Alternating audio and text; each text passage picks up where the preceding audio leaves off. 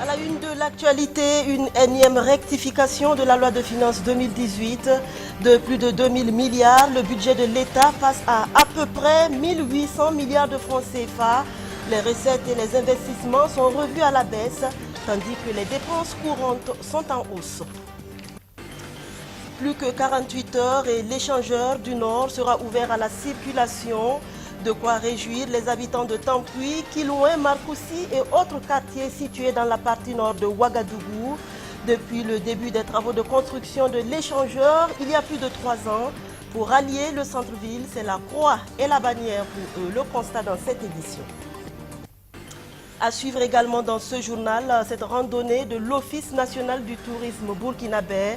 Elle a conduit dimanche dernier environ 150 personnes dans le centre-sud du pays. Dans le Naouri, elles ont pu se mesurer au pic qui culmine à 447 mètres. Bonsoir à toutes et à tous. Avant de développer ces titres, direction la salle des banquets de Ouagadougou pour le point sur l'audience de ce 13 novembre dans le cadre bien sûr du procès dit du putsch manqué. Le colonel-major Bourema Kéré a comparu pour la deuxième fois ce mardi. La ligne de défense de l'accusé n'a pas changé malgré les éléments à charge cités par le parquet Roméo Kweta. Au lendemain de l'arrestation des autorités de la transition, le colonel-major Bourema Kéré a reçu plusieurs messages d'officiers militaires ivoiriens. C'est ce que révèle le rapport d'expertise téléphonique lu par le parquet militaire. Dans ces messages, certains de ces officiers cherchaient à s'enquérir de la situation nationale, d'autres par contre donnaient des stratégies pour consolider le coup d'État. C'est le cas de ce message qui dit au colonel Bourema Kéré, je cite, « À la nuit tombée, couper l'électricité et poster une arme lourde à chaque entrée de la ville. » L'accusé dit n'avoir apporté aucune réponse à ces messages. Mais le point d'achoppement, c'est qu'en les lisant, le parquet militaire n'a pas voulu donner le nom de ces officiers militaires qui ont envoyé ces messages, ce qui offusque les avocats de la partie civile. Si le parquet, lui, est gêné de citer ces noms, vous verrez bien que nous ne serons pas gênés de donner ces noms. C'est la vérité, et rien que la vérité, que ce peuple burkinabé veut. Nous faisons un procès pour savoir qui a fait quoi, qu'est-ce qui est exactement reproché à qui. Donc, que des officiers militaires ivoiriens soient impliqués dans cette histoire de coup d'État, il est tout à fait normal que ce soit connu de l'opinion publique, que chacun assume pleinement la responsabilité de ses actes. Et nous ne sommes pas d'accord quand on dit que c'est risqué de tendre les relations entre la Côte d'Ivoire et le Burkina. Ce qu'il faut retenir, c'est qu'après 2 jours d'audition, le colonel-major Bourema Kéré clame toujours son innocence. La suite de son interrogatoire, c'est pour ce mercredi 14 novembre. L'économie burkinabé n'en finit pas de faire les frais de l'insécurité et du front social.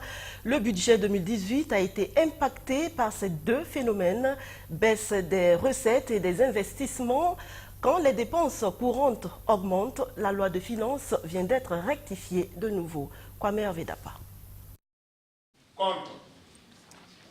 Abstention. Pour. Aucun vote contre, plusieurs abstentions cependant et la loi des finances rectificatives du budget 2018 est adoptée. Elle a 3 caractéristiques principales. Premièrement, on constate une baisse des recettes d'environ 200 milliards de francs CFA. Elle passe de plus de 2000 milliards de francs CFA à peu près 1000 milliards 800 millions de francs CFA. La deuxième information importante de ce budget concerne les dépenses d'investissement. Près de 312 milliards de francs CFA d'investissement annulés donc. A contrario, les dépenses courantes dans la masse salariale, elles, ont augmenté de 2,49%. Et c'est le troisième aspect majeur de cette nouvelle loi des finances. Nous avons attiré l'attention du gouvernement de la nécessité de la fermeté au niveau du front social. Parce que si on va tout le budget va être consacré à payer les fonctionnaires, comment nous allons construire les routes, comment nous allons construire les écoles, comment nous allons mettre en place des forages pour les populations. Il n'y a pas que les fonctionnaires dans ce pays qui doivent vivre. Pour l'opposition cependant, la réalité est tout autre. Absolument, c'est un échec, c'est un constat d'échec. Manifestement, on ne peut pas dire autrement. puisqu'on a prévu faire ceci et on revient dire qu'on ne peut pas le faire, il faut diminuer. Et on diminue de plus de 300 milliards. Rien que sur les investissements, on baisse de plus de 300 milliards, 312 milliards. Donc c'est quasiment un échec. Les deux situations qui ont impacté le budget rectifié sont la fronde sociale qui a occasionné des pertes en termes de recouvrement et des dépenses supplémentaires pour la masse salariale et la situation sécuritaire qui a exigé des fonds en plus pour le secteur de la défense. Le Burkina Faso qui semble bien se porter sur le plan boursier, deuxième rang UEMOA des pays ayant le plus de sociétés cotées en bourse et troisième en termes de ressources mobilisées par l'État. Des informations communiquées hier soir par la BRVM, la Bourse régionale des valeurs mobilières, lors d'une conférence universitaire. Sandrine Zougouri. Ils suivent avec un intérêt la communication du docteur Edo Kossi Amenouvé sur le rôle de la bourse dans le financement de l'économie. Ces étudiants et élèves stagiaires n'ont pas marchandé leur présence. Même les allées ont servi de siège pour certains. Parmi ces élèves, il y a Sansan Kambou, élève stagiaire à l'ENAREF. Il suit pour la première fois un tel exposé de la BRVM. Pour lui, cette conférence était indispensable, d'autant plus qu'elle contribue à améliorer le niveau d'études. Le conférencier est longuement revenu sur l'apport des bourses au développement économique de nos États. En ce sens que, à travers la mobilisation de l'épargne, il était tout à fait indiqué que nous venons ici apprendre, encore renforcer pour certains, les notions en termes de bourse et comment investir en bourse. Je pense que pour des cadres de l'administration burkinabé et d'autres pays d'ailleurs, il était tout à fait indiqué que nous venions sur cette conférence, comme je l'ai dit, est d'une importance capitale pour le devenir d'un cadre dans ce pays. Cet échange avec les professionnels des marchés financiers, c'est aussi d'éclairer l'opinion de ces étudiants sur l'état des bourses. Selon les statistiques données par la BRVM, la bourse régionale des valeurs mobilières, 8 000 milliards de francs CFA ont été mobilisés dans l'espace UEMOA. Il est clair que pour notre région UEMOA, près de 8 000 milliards de francs CFA ont été mobilisés. Et pour les économies, notamment les États et les entreprises de l'Afrique de l'Ouest, disons de l'UEMOA. Et ça, c'est pas rien. Et avec le temps et avec l'évolution des instruments financiers qui vont donc permettre de mobiliser encore plus de ressources financières, cette contribution va être encore plus forte. Les ressources financières collectées à travers le marché financier sont des ressources financières à long terme ou à très long terme. Et ce qui permet de faire ce qu'on appelle des financements structurants et des financements qui permettent à l'économie de s'asseoir de façon pérenne. De cette communication, il ressort également que le Burkina Faso occupe le deuxième rang sur le marché financier avec 3 sociétés cotées en bourse. En termes de fonds mobilisés par l'État, le Burkina vient en 3e position après le Sénégal et la Côte d'Ivoire. Des chiffres qui laissent croire que le Burkina Faso se porte à merveille sur le plan boursier. Les bourses, faut-il le rappeler, ont pour vocation de refléter les économies tout en contribuant au renforcement de leur financement à long terme. Cette conférence universitaire, précisons-le, entre dans le cadre des 14e journées de la bourse qui se tiennent à Ouagadougou. Bessogré John Somda a assisté ce matin au lancement officiel de cette édition. Ouagadougou, dernière étape du round-up sous-régional de la BRVM, la Bourse régionale des valeurs mobilières. Après 3 tournées dans des pays de la sous-région, la Bourse se déporte dans la capitale burkinabé pour la 14e édition des journées BRVM. Placée sous le parrainage du Premier ministre Paul Kabatieba, ces 14e journées sont une porte ouverte à la Bourse pour les entreprises burkinabées. Nous terminons l'année avec le Burkina. Et je crois que c'est l'occasion pour nous de rencontrer les entreprises du Burkina, les investisseurs institutionnels, les investisseurs particuliers et discuter de leurs préoccupations, de les apaiser sur leurs hésitations à rentrer à la BRVM et donc de faire en sorte que nous ayons un dialogue constructif sur ce que nous devons faire ensemble pour que la bourse profite au Burkina, pour que la bourse profite aux entreprises et aux investisseurs du Burkina. Après 20 ans d'existence, puisqu'elle a démarré ses activités le 16 septembre 1998, la BMVM a évolué. En 2017, la bourse comptait 45 sociétés cotées, dont 3 burkinabés. De plus, elle présentait un bilan de 268 milliards de francs CFA de transactions avec plus de 6 836 milliards de capitalisation boursière. 6e bourse africaine en termes de capitalisation, la BRVM apparaît comme inaccessible pour certaines entreprises burkinabées. Parrain des 14e journées de la BRVM, le Premier ministre Paul Kabatieba veut apporter sa pierre à la campagne de sensibilisation et d'information portée par la bourse à travers ces 14e journées. Ma présence ici était d'encourager et de renforcer cette action donc de sensibilisation que la bourse a entreprise, qu'en tout cas nos entrepreneurs puissent l'utiliser davantage et qu'également les jeunes burkinabés connaissent ce que c'est que la bourse, que les jeunes burkinabés démystifient la bourse. Quand on parle de bourse, on pense que c'est pour les étrangers, on pense que c'est pour d'autres personnes, mais non, la bourse peut apporter beaucoup au développement de notre économie nationale. Placé sur le thème de l'innovation et du développement technologique des marchés financiers, les 14e journées de la BMVM se veulent une opportunité pour s'adapter aux nouvelles technologies qui apparaissent de plus en plus dans le paysage financier. Les défis auxquels nous faisons face en termes de divulgation de la culture boursière, de développement de l'actionnariat populaire, de l'accès aux produits financiers par les populations, ces défis ne peuvent être relevés aujourd'hui qu'en s'appuyant sur les technologies. Ces technologies ont amené, à mon avis, je dirais, une dynamique totalement différente qui fera en sorte que les choses qu'on avait des difficultés à faire avant, on peut les faire plus facilement. Pour le directeur de la BRVM, les journées organisées dans la sous-région ont pour objectif de vulgariser la bourse et d'amener les chefs d'entreprise à comprendre le fonctionnement de celle-ci. Amener les jeunes du Burkina Faso à s'intéresser aux questions parlementaires, c'est l'objectif principal du projet AJP, entendez Alliance Jeunes et Parlementaires. Porté par le Balai citoyen, il a été présenté ce matin au président de l'Assemblée nationale, Madina Sienou. AJP, l'Alliance Jeunes et Parlementaires, un projet de 18 mois qui vise une meilleure prise en compte des intérêts des jeunes dans les travaux parlementaires. Piloté par le Balai citoyen, ce projet entend renforcer les capacités d'influence de 224 jeunes à l'endroit des législateurs, ainsi que celles de 30 députés dans les prises en compte des besoins des jeunes. Ce projet est un projet ouvert et adressé essentiellement aux jeunes de 18 à 30 ans. Et nous avons mis ce projet avec l'Assemblée nationale ensemble et travaillé à la formulation. Aujourd'hui, nous avons été heureux de discuter avec le président, déjà de le remercier, de remercier l'Assemblée nationale, mais aussi d'échanger sur quelques difficultés dont nous pensons avoir trouvé une solution, ce qui permettra aussi de rassurer les partenaires qui travaillent avec nous. Présenté au président de l'Assemblée nationale ce 13 novembre, le projet a reçu les bénédictions de Alassane Balassa Kandé.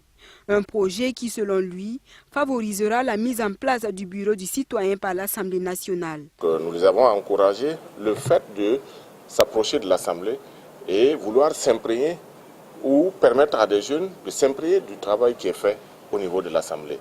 Et nous avons dit que ça tombe à pic parce qu'au niveau de l'Assemblée également, nous sommes en train de mettre en place ce qu'on appelle le bureau du citoyen, qui va être l'interface entre l'Assemblée et la population. Et donc ce bureau citoyen doit pouvoir être à l'écoute des populations, donner l'information et même avoir un numéro de téléphone où chaque citoyen peut venir discuter, chercher à comprendre ce qui se passe à l'Assemblée, faire des propositions. Et je pense que nous pouvons en tout cas travailler en synergie pour que les choses puissent aller dans le bon sens et en faveur de la démocratie et de la bonne gouvernance. Pour la mise en œuvre effective de ce projet, le Balai citoyen travaille en collaboration avec des organisations non gouvernementales, dont Oxfam, Action mondiale Canada et le Programme québécois pour le développement mondial. On en vient au calvaire des habitants des quartiers au nord de la capitale burkinabé. S'il est des gens qui attendent impatiemment l'ouverture de l'échangeur du Nord, c'est bien ces derniers, car depuis plus de 3 ans, embouteillages et autres embarras de circulation sont leur quotidien. On voit cela avec Luc Pagbelgem.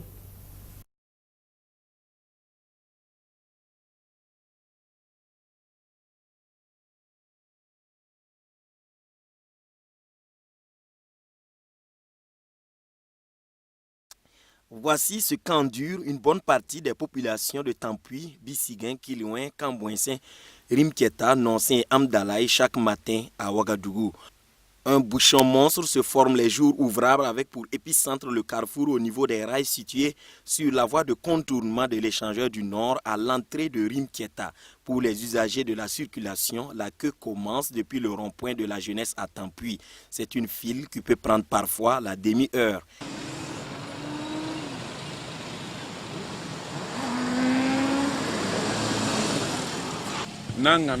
Quelle galère! Ce que vous constatez, ce n'est rien. Aujourd'hui, ça va. 2 fois, c'est bien pire. Depuis près de 2 ans, c'est ce qu'on endure. En tout cas, vraiment, c'est très dangereux. Quand on se lève le matin, vraiment, à partir de 6h30 à 9h, là, vraiment, pour arriver en ville, vraiment, tu peux faire au moins 25 minutes, souvent 30 comme ça, à 15 minutes, ça dépend. Souvent, en tout cas, à partir de 10 minutes, on peut traverser, mais souvent aussi, en tout cas, à partir de... Ça peut atteindre au moins 15 minutes à 30 minutes. C'est depuis combien de temps vous êtes dans le rang comme ça? Ah, ça, depuis, je me suis levé depuis à 40... Bon, à 34. Ils sont à 46. Je n'ai même pas arrivé à moitié d'abord. Ouais. Tout facile pour arriver en ville. On peut taper 30, 40 minutes comme ça avant d'arriver sur le pont là. Presque tous les jours c'est comme ça. Surtout si on ferme de l'autre côté là, c'est ça. Ouais. Presque tous les jours. Ça n'avance pas du tout? Ça n'avance pas, mais on pense qu'avec l'ouverture, ça va beaucoup avancer, ça va beaucoup nous aider. À l'œuvre, on retrouve police nationale et volontaires adjoints de la sécurité. Leur mission ici, c'est de réguler la circulation. Or, fluidifier le trafic s'avère une mission titanesque à cette heure de la journée. Sifflets, klaxons et vrombissements s'entremêlent ainsi de 6h à 10h.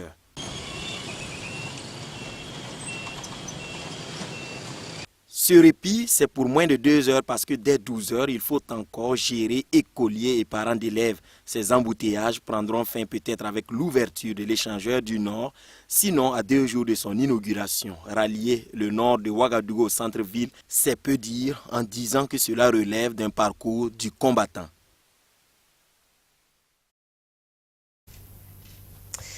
Elle a trimé pour que le lycée Riadoul Adabia voit le jour. La communauté musulmane de Puitenga. Et c'est à force de détermination que l'infrastructure est sortie de terre et est fonctionnelle aujourd'hui. Rémi Lambert-Nébier a assisté samedi dernier à son inauguration. Entre l'obtention du financement de ce lycée sur don de la Fondation Mohamed Kadhafi pour le développement en 2006 et sa date d'inauguration ce 10 novembre 2018, beaucoup d'eau a coulé sous le pont. L'acquisition d'un terrain pour sa construction a connu plusieurs péripéties, mais la conviction de la communauté musulmane de Puitenga que garantir le droit à l'enseignement aux futures générations est un devoir a fini par triompher. Et le lycée privé Riadoul Adabia voit enfin le jour. C'est bien vrai que l'enseignement religieux est important, mais l'enseignement conventionnel prime sur tout. Il faut se savoir pour prospérer en tout. C'est ce qui nous a poussé à braver toutes les peines pour construire ce lycée. Et l'éducation que nos enfants recevront dans ce lycée les aidera à exceller dans tout ce qu'ils entreprendront, même dans le domaine religieux. Composé de 3 salles de classe seulement, le lycée privé Riadoul Adabia doit encore braver des difficultés pour se normaliser. Le lycée privé Riadoul Adabia fait face à un certain nombre de difficultés liées à l'environnement, au manque de fourrage et de clôture, pour ne citer que cela. C'est un lycée communautaire, donc sa survie incombe bien sûr à tout membre de la communauté. Le lycée a effectivement besoin d'un fourrage et d'une clôture. S'il plaît à Dieu, nous nous donnerons les moyens pour les réaliser. Mais nous exhortons les élèves à être disciplinés et respectueux pour bannir l'incivisme de ce lycée.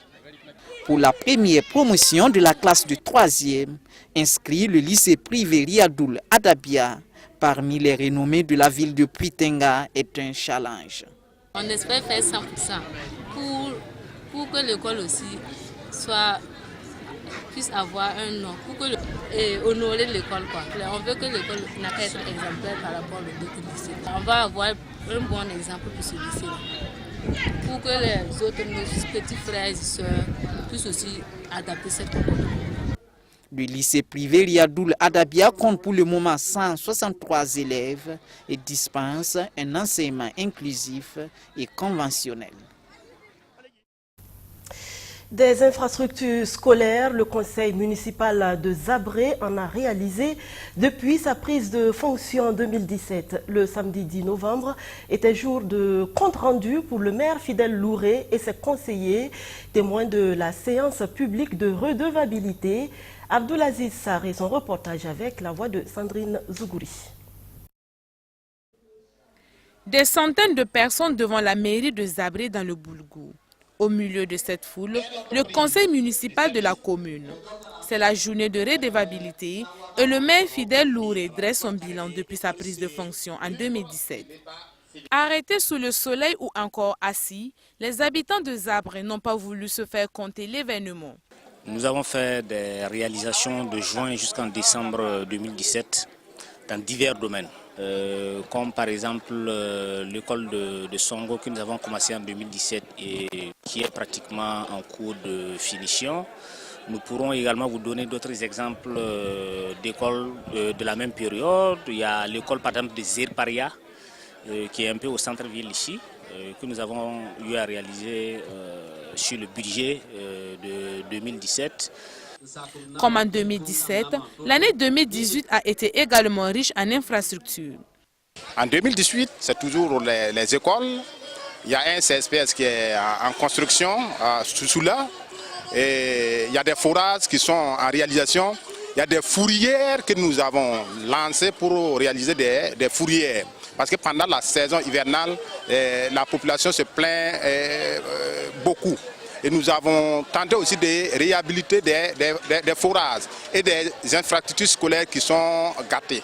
Donc voici nos projets phares de 2018 que nous sommes en train d'exécuter. Des réalisations qui satisfont les administrés. Donc le bilan que monsieur le maire vient de faire, c'est vraiment intéressant pour nous.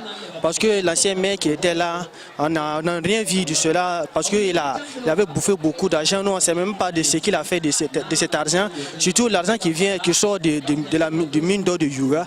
Et puis maintenant, ce que le maire est venu, dans les 2 ans même après, il a fait beaucoup d'investissements sur les voies de construction, dans la construction des choses, des forages, des constructions même sur les magasins. Donc il a fait beaucoup de choses pour nous. Donc on lui remercie vraiment. Ce qu'il est en train de faire, ce que nous on pensait avant pour que lui fasse ça pour nous. Après la séance des comptes rendus, place au sport. La finale de la Coupe du Maire a mis aux prises l'équipe de Beka à celle du secteur 5 de Zabré. C'est le secteur 5 qui s'est imposé sur un score d'1-0. Pour le parrain, c'est tout Zabré qui gagne.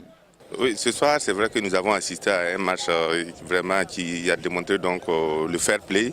Et c'est vrai que comme tout match de football, il faut forcément donc sortir avec un vainqueur et je ne dirais pas un perdant, mais en tout cas on sort avec un vainqueur. Mais au-delà de ça, c'est tout Zabré qui gagne. Excepté le trophée pour le vainqueur, les 2 équipes ont reçu chacune un jeu de maillot plus des médailles. Cette journée de redevabilité a été aussi une occasion pour les artistes ressortissants de Zabré, que sont Awa Boussim et Eunice Goula, de présenter leur Koundé à la population. Connaissez-vous votre beau pays, le Burkina Faso? Sinon, l'Office national du tourisme burkinabé vous donne l'opportunité de le découvrir. Des excursions dans les différentes régions du pays sont programmées. Dimanche dernier, le centre-sud et le pic du Naouri ont reçu du beau monde. Alfred Thuy.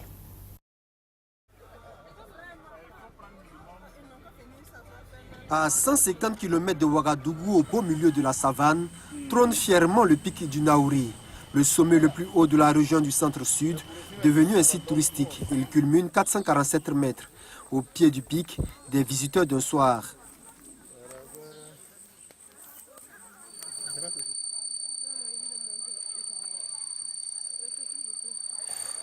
Vous êtes déjà fatigué? Non, je ne suis pas fatiguée. Oui. Non. Donc vous attendez où là-bas? En haut? Non, je ne pourrai pas monter. Escalader le pic pour en atteindre le sommet relève d'un parcours d'athlètes et ces amateurs n'ont pas la haine nécessaire pour ce faire. Des pauses s'imposent après quelques minutes seulement de marche. La marche n'est pas encore terminée. Est-ce que vous vous sentez capable d'atteindre le sommet? On va y arriver. Si vous voulez, je vais prendre. Voilà. En fait, il n'y a pas de problème, hein, on va y arriver. C'est vrai que la montée n'a jamais été facile ici. Mais avec un peu de détermination et d'abnégation, on y va. Parce que pour moi, ce n'est pas la première fois que je suis monté ici, que je monte ici. Là où certains ont abdiqué, d'autres plus téméraires visent le sommet.